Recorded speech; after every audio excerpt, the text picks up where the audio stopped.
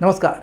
मेरे अनुभव सीरीज़ के दूसरे वीडियो में आपका स्वागत है। आज के अनुभव में मैं बताऊंगा कि किस तरह से मुझे एक बेहतरीन लोकेशन शूटिंग के लिए मिली और बहुत सारी और भी सुविधाएं मिली और हमने क्या किया था ऐसा।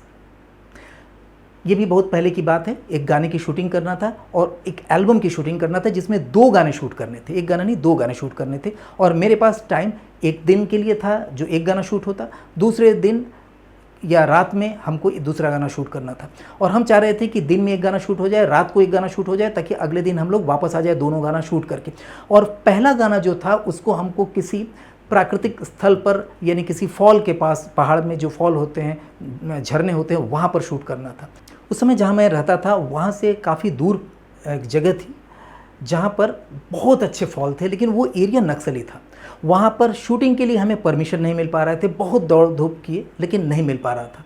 और उसी दिन हमको रात को भी शूट करना था, कुछ एक सेट बना करके, थोड़ा आइटम नंबर टाइप का डांस का था, लेकिन ऐसा कुछ नहीं था।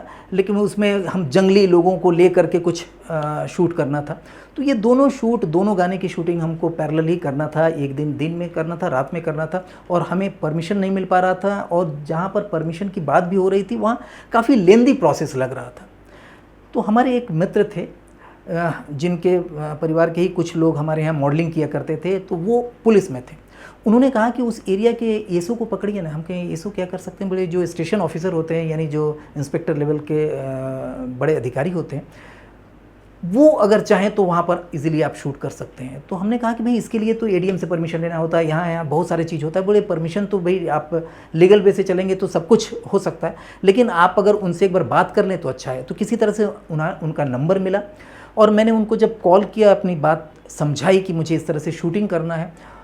मैं सोचा नहीं था इतना वो खुश हुए कि अच्छा यहाँ पर शूटिंग करना है, आइए आप तो मेरे मेहमान हो जाएंगे, आइए मैं सब व्यवस्था कर देता हूँ। तो मैंने बोला कि मैंने परमिशन नहीं ली है। तो उन्होंने बोला कोई दिक्कत नहीं, आप यहाँ तो कोई गलत काम करने आ नहीं रहे हैं, आप शूटिंग कर रहे हैं और अच्छी बात है। हमारे यहाँ के लोगों को भी शूट करिए, यहाँ के जो देखने वाली जगह है बहुत अच्छा है। तो वो अपने जगह के बहुत तारीफ़ किए, प्रशंसा किए। उस एरिया में वो उनका पोस्टिंग था, वो अकेले भी रहते थे और कुछ पुलिस वाले थे, तो उनका चारों तरफ उस नक्सली एरिया में घूमना फिरना था। लेकिन बहुत ज़्यादा नक्सली एरिया नहीं था, लेकिन पहले कभी था, तो आज भी वहाँ पर उसका प्रोटोकॉल वो लोग पूरा करते थे। तो हम लोग अपनी गाड़ी से गए। वहाँ जाकर के मुझे जो अनुभव मिला वो बेहतर था, बहुत अच्छा था। उन लोगों ने अलग से हमें कुछ पुलिस वाले दे दिए थे जो शूटिंग में मदद कर रहे थे। वहाँ पर जो भी खाने पीने का चीज़ें मंगाना था उसको मंगाने में वो लोग मदद कर रहे थे। और दिन भर हम लोगों ने शूट किया। वहाँ पर जो लोकल लोग आ जाते थे उनको आगे पीछे हटाना, सब चीज़ ऐसे लग रहा था कि हम बहुत बड़े किसी फिल्म का शूट कर रहे थे, जबकि एक एल्बम की शूटिंग थी, बहुत ज़्यादा बजट नहीं था। और रात के समय के लिए उन्होंने अपने जो पुलिस स्टेशन था वहाँ पर, थाना था, वहाँ पर उन्होंने हम लोगों को निमंत्रित किया कि आप लोग यहाँ पर आइए, पूरे रात का पूरा खाना का पूरा व्यवस्था हम लोगों ने कर दिया है आप लोगों के लिए, और यहाँ पर अगला शूटिंग जो भी करना है करिए। तो हमने कहा कि हमको तो कुछ लोग चाहिए, जिसे जंगली बनाना है, मैंने जंगल के बीच में कुछ डांस हो रहा है, ऐसा कुछ करना था। तो ढेर सारे लोगों को बुला दिए, मेकअप मैन को बहुत सारे सहयोगी दे दिए ताकि सारे लोगों का मेकअप प्रॉपर हो पाए। और वहाँ भी रात को हम लोगों ने फायरवर्क्स करके ज़बरदस्त शूट किया। और पुलिस वाले इतने अच्छे, हमको ये लगता है कि लोगों के मन में जो भ्रम रहता है कि वो आपको परेशान करते हैं या किसी भी तरह से, एक पैसा तो लेने के बाद दूर है, वो लोग बल्कि अपने तरफ से बहुत कुछ हम लोगों को किया। मॉर्निंग में जब हम लोगों की शूटिंग कंप्लीट हुई, हम लोग जा रहे थे, तो हम लोगों को स्कॉट करते हुए उस जगह तक ले आए जहाँ पर उनकी सीमा ख़त्म होती है। वहाँ से बोले कि अब आप लोग आराम से जाइए, यहाँ पर कोई दिक्कत नहीं है। तो मुझे बहुत अच्छा अनुभव मिला। तो ये मैंने 2-3 बार और आजमाया।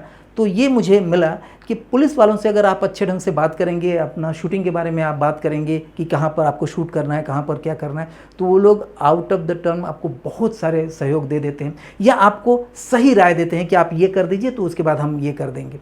और नॉर्मली पुलिस वाले इस तरह के चीज़ों में कोई भी पैसे चार्ज नहीं करते हैं, मुझे अनुभव है। हाँ, ये मुंबई के लिए मैं नहीं बोल रहा हूँ, क्योंकि मुंबई में बहुत सारी शूटिंग होती है और यहाँ का जो नियम और कानून है अलग है। आपको हर चीज़ नियम के दायरे में रह कर करना पड़ेगा। तो यहाँ का भी जो अनुभव है वो मैं बाद में बताऊँगा। बहुत सारे अनुभव है यहाँ पर भी, कैसे कैसे लोकेशन हम लोगों को मिले। लेकिन बाहर हर जगह पर आप जाएंगे तो वहाँ पर सीधे आप वहाँ के थाने में जाइए, वहाँ के एसओ से बात करिए और अपनी चीज़ों को जब समझा लेंगे और कोई गलत चीज़ अगर आप नहीं कर रहे हैं तो निश्चित जानिए कि आपको वो पूरी तरह से सहयोग करेंगे और आपकी शूटिंग बहुत प्रॉपर वे से हो सकती है। नमस्कार। क्या आप फिल्म मेकिंग करना चाहते हैं?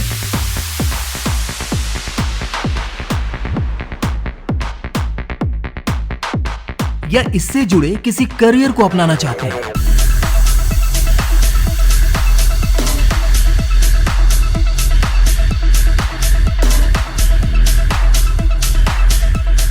आपके माइंड में कहानी तो है, पर उसे आप प्रोफेशनली लिख नहीं पाते, है ना? एक प्रोफेशनल डायरेक्टर बनना चाहते हैं, पर शुरुआत कैसे करें? या फिर आपको भी कमर्शियल सिनेमेटोग्राफर या एडिटर बनने की तमन्ना है? तो आइए मेरे साथ सीखते हैं professional film making DG filming YouTube channel पर, बिल्कुल फ्री। और हाँ, अगर आप चाहते हैं तो हमारे world class IFTA online film making course को भी ज्वाइन कर सकते हैं।